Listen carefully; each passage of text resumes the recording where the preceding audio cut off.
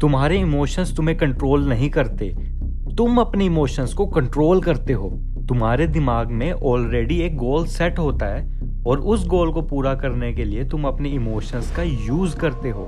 मान लो कोई तुम्हें बिना बात के गाली दे रहा है, जिसको सुनकर तुम्हारा उस इंसान को मारने का मन करता है। So because of your goal, जो कि है उस इंसान को मारना, तुम अपने अंदर एक इमोशन को क्रिएट करते हो, जैसे कि गुस्सा, ताकि तुम अपना गोल पूरा कर सको।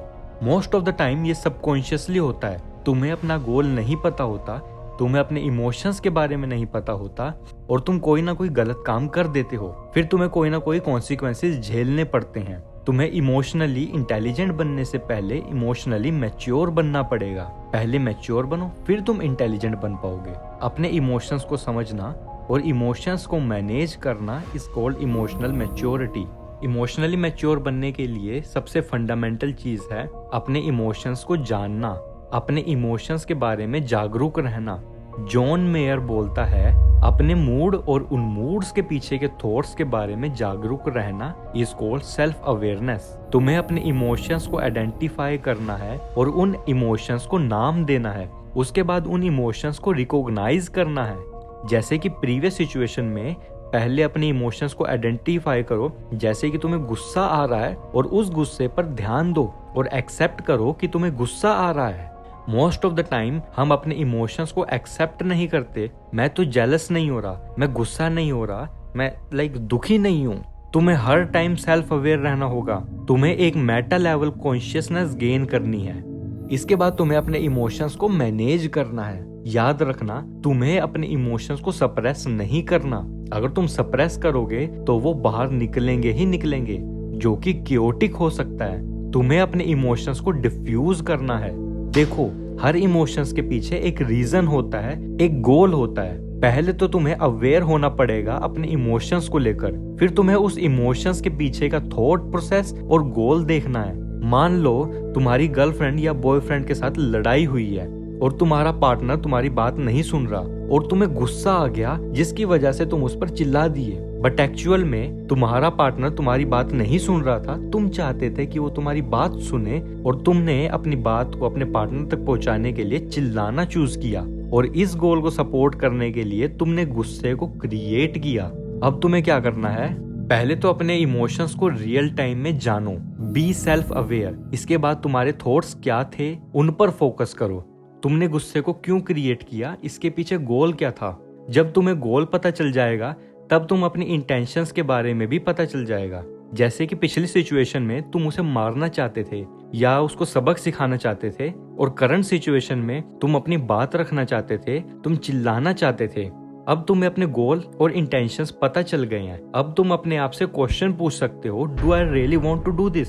तुम अपने आप को मोरली ठीक कर सकते हो, अपने गोल को चेंज कर सकते हो, अपने थॉट्स को चेंज कर सकते हो according to your morals. This is how you actually diffuse your emotions. और जब तुम अपने इमोशंस को डिफ्यूज कर दोगे तो तुम प्रॉपर डिसीजन ले सकते हो। देखो, इमोशनल मैच्योरिटी लाने में टाइम लगता है, काफी सारे एफर्ट्स लगते हैं। अगर तुम अभी इसको अप्लाई करोगे तो तुम सेल्फ अवेयर नहीं रहोगे, तुम अपने इमोशंस में बह जाओगे और अनवांटेड एक्शंस ले लोगे, और शायद तुम्हें एक्शंस लेने के बाद अपने इमोशंस के बारे में पता चले। बट कम से कम तुम स्टार्ट तो करोगे।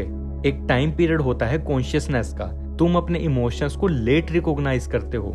तुमने धीरे धीरे करके टाइमिंग कम करनी है, इतनी कम कि रियल टाइम में तुम अपने इमोशंस और गोल्स के बारे में अवेयर रहो। जैसे कि ईगल आई से तुम अपने इमोशंस और गोल पर नजर रखे हुए हो। अब टाइमिंग को कम करके रियल टाइम में कैसे लेकर आए? माइंडफुल मेडिटेशन करो। अब इसके ऊपर YouTube पर भर भर कर वीडियोस मिलेंगी। Almost everyone knows about meditation. Meditation के साइंटिफिक प्रूवन बेनिफिट्स हैं। ये तुम्हारी एंजाइटी, डिप्रेशन, स्ट्रेस, नर्वसनेस को कम करता है और तुम्हारी self awareness, metacognition, pain tolerance, compassion और परफॉर्मेंस अंडर प्रेशर को इम्प्रूव करती है। अपने इमोशंस को लिखो, डेली जर्नलिंग करो, अपने इमोशंस के बारे में लिखो। इससे तुम्हें अपने बारे में पता चलेगा, तुम्हारी इमोशनल वोकैबुलरी डेवलप होगी। अपनी हेल्थ को सुधारो और उस पर ध्यान दो। इससे तुम्हें अपने इमोशंस स्टेबल करने में हेल्प मिलेगी। अपने एक्सपीरियंस से सीखो। जब भी कोई इंसिडेंट होता है तो उसको लिखो और पीछे बताए हुए स्टेप्स को फॉलो करो। तुम्हें पता चलेगा कि तुम्हारे ट्रिगर्स क्या हैं, तुम्हें अपने आप के बारे में पता चलेगा। अपने इमोशंस को हैंडल करो। अगर तुम अवेयर हो इमोशंस के बारे में बट तुम्हें उसके पीछे के थॉट या फिर उसके गोल के बारे में नहीं पता चल रहा, तो अपने इमोशंस को हैंडल करो। सब लोगों के अपने अपने तरीके होते हैं। कुछ लोग स्पेस ले लेते हैं ताकि वो हैंडल कर सकें, कुछ लोग डीप ब्रीदिंग करने लगते हैं, कुछ दोस्त को फोन कर लेते हैं। Find your way to handle your emotions if you can not diffuse it. जब तुम इमोशनली मैच्योर बन जाओगे तब तुम मूव ऑन करोगे इमोशनल इंटेलिजेंस पर। जब तुम अपने और साथ ही साथ दूसरे लोगों के इमोशन को मैनेज कर सको, इसे बोलते हैं इमोशनल इंटेलिजेंस।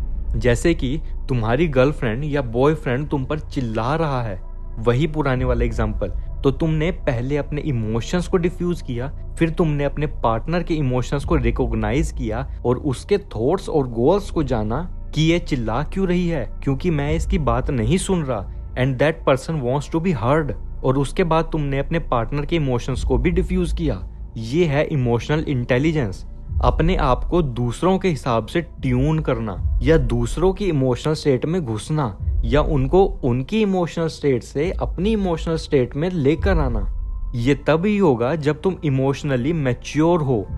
देखो, अगर तुम इमोशनली इंटेलिजेंट बन गए तो तुम डेंजरस बन जाते हो, क्योंकि तुम दूसरों के इमोशंस को कंट्रोल कर सकते हो और अपने खुद के भी इमोशंस को कंट्रोल कर सकते हो। तुम एक मैनिपुलेटर बन सकते हो और ये तुम्हारे इंटरपर्सनल रिलेशनशिप्स के लिए खतरनाक होगा। इसलिए इमोशनल इंटेलिजेंस में दो चीजें और आती हैं। तुम्हारी वैल्यूज स्ट्रॉन्ग होनी चाहिए। हमेशा अपनी वैल्यूज के हिसाब से एक्ट करो। एम्पैथी, दूसरों के लिए हमदर्दी दिखाना, उनके इमोशंस को फील करना। इमोशनल इंटेलिजेंट होने का मतलब ये नहीं है कि तुम गिरगिट बन जाओ। हर समय अपने रंग नहीं बदलने, अपनी वैल्यूज और एम्पैथी के हिसाब से चलना है। अब जो भी मैंने चीजें बताई हैं उसमें टाइम लगता है। ऐसा नहीं होता कि वीडियोस देखी और तुम इमोशनल इंटेलिजेंट बन गए। पेशेंस रखो, अपने आप को इंटेलेक्चुअली स्ट्रॉन्ग बनाओ, पावरफुल बनाओ।